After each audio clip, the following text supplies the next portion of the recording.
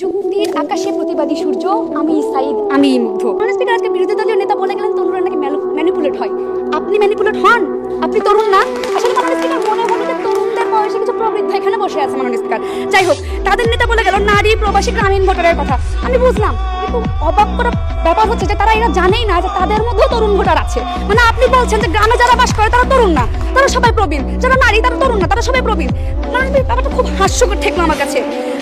দেখুন, বলেন তারা তরুণ নাকি ব্যবহৃত হয়, রাজনৈতিক দলের মাধ্যমে ব্যবহৃত হয়। আচ্ছা, আমার প্রশ্ন, তারা যদি ব্যবহৃতই হতো, 24 সালের যে আন্দোলন সেখানে তাদেরকে কেউ ব্যবহার করতে পারলো না কেন? কিভাবে তারা স্বৈরাচারের পতন ঘটালো? জবাবটা দিতে পারলেন না আপনারা আজকে।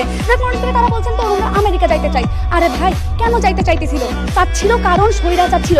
এখন যে নতুন সরকার এসেছে, তরুণরা সেই পরিবর্তন আনবে। তরুণরা দেশে তার আপনি বলছেন এই পরিবর্তন দরকার, ওই পরিবর্তন দরকার। হ্যাঁ রে ভাই, আমরাও সেটাই বলছি।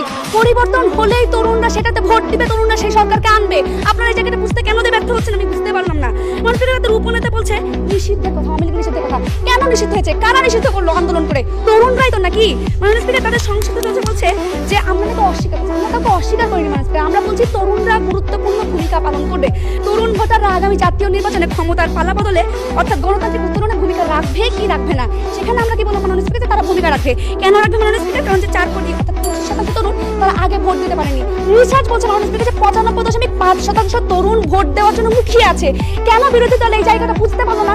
আমিও বুঝতে পারলাম না মাননীয় স্পিকার। মাননীয় স্পিকার দেখুন, মাননীয় স্পিকার আজকে সুস্থ স্বাধীন গণতন্ত্রের বাংলাদেশ যদি আমরা চাই, ক্ষমতার পালাবদলের বাংলাদেশ যদি আমরা চাই, ফ্যাসিস্ট মুক্ত বাংলাদেশ যদি আমরা চাই মাননীয় স্পিকার, তাহলে আজকের সংসদে প্রস্তাবটি গ্রহণ করতে হবে। তা না হলে এই সংসদে হেরে যাবে বাংলাদেশ, এই সংসদে হেরে যাবে গণতন্ত্র, এই সংসদে হেরে যাবে তারুণ্য মাননীয় স্পিকার। মাননীয় স্পিকার, এই সংসদে হেরে যাবে আবু সাইদ মুগ্ধের মতো 1400 তরুণের রক্ত।